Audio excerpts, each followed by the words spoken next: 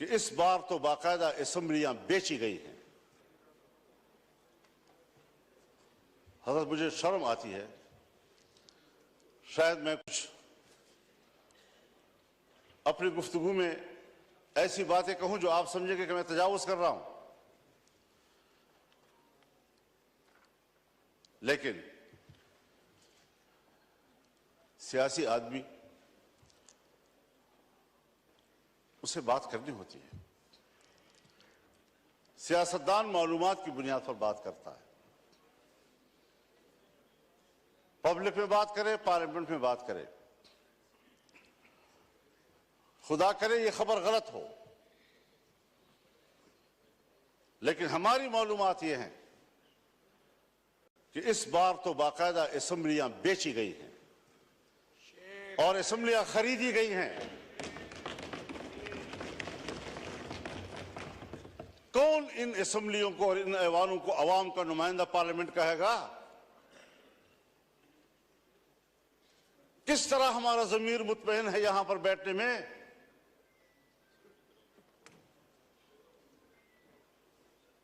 हारने वाले भी परेशान और जीतने वाले भी मुतमईन नहीं। इस कैफियत में हुकूमत में बैठी हुई जमातें, जो हमारे लिए मुहतरम भी हैं, हमारे हमसफर रहे हैं, हम उनके उस जद्दोजहद की कदर करते हैं, लेकिन उन्हीं की जमातों के अंदर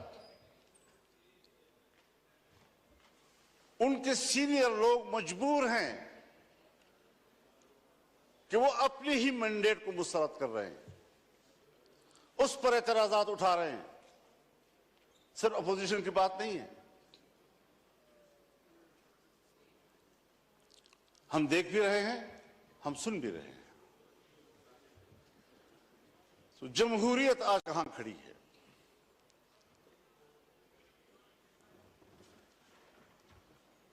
ये सिर्फ इसलिए हम यहां कमजोर बैठे हुए हैं कि हमने हर मरहले पर कंप्रोमाइज किया है।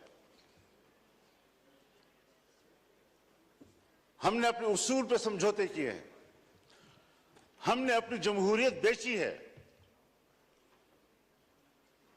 हमने अपने हाथों से अपने आका बनाए हैं, और जब हम ही अपने हाथों से अपने लिए आका बनाएंगे, यही होती है आखिरत की निशानी। जब रसूलुल्लाह सल्लल्लाहु अलैहि वसल्लम से हज़रत जिब्रील ने पूछा कि आप क़यामत की अलामात के बारे में बताएं,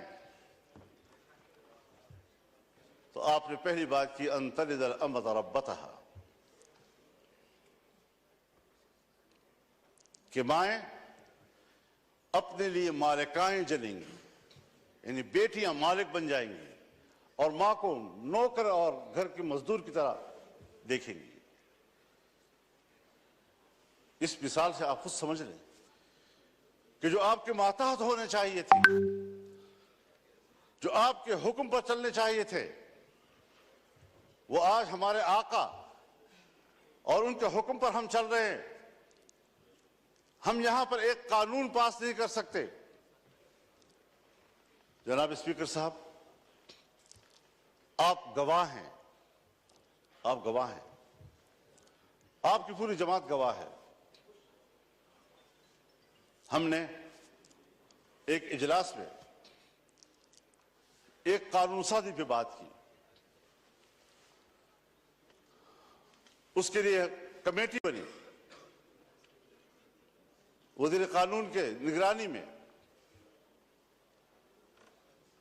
मियां शहबाज शरीफ साहब निगरानी कर रहे थे। ऊपर से हमारा इत्तेफाक हुआ,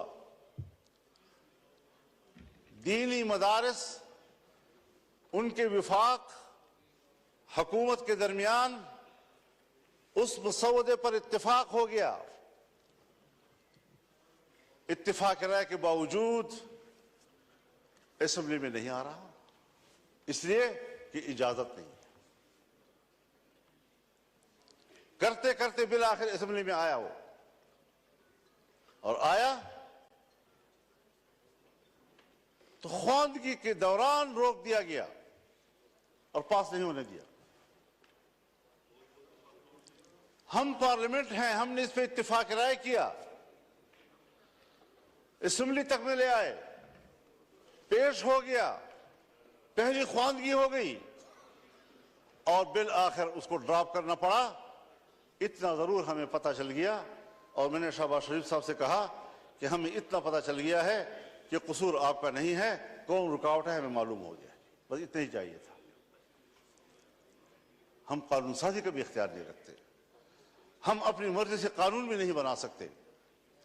इस पार्लियामेंट की रुकनीत पर हम फख्र करते हैं और हम समझते हैं वीवीआईपी बन गए।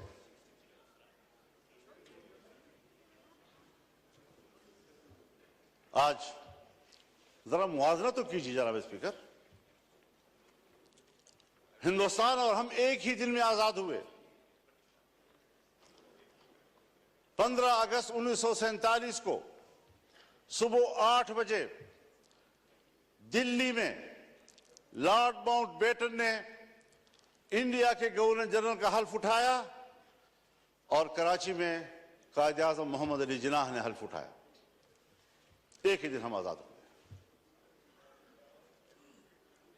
आज वो दुनिया की सुपर ताकत बनने के ख्वाब देख रहा है और हम दिवालियापन से बचने के लिए भीख मांग रहे हैं कि डिफॉल्ट न हो जाए हम लोग। ये किसके हाथों, कौन जिम्मेदार है उसका? घूमते फिरते फिर आएगी बात सियासतदान जिम्मेदार है।